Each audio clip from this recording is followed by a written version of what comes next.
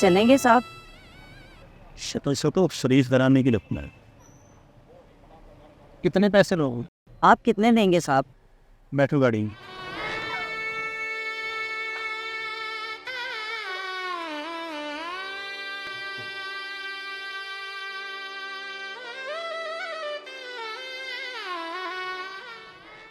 आपके साथ और कितने लोग हैं?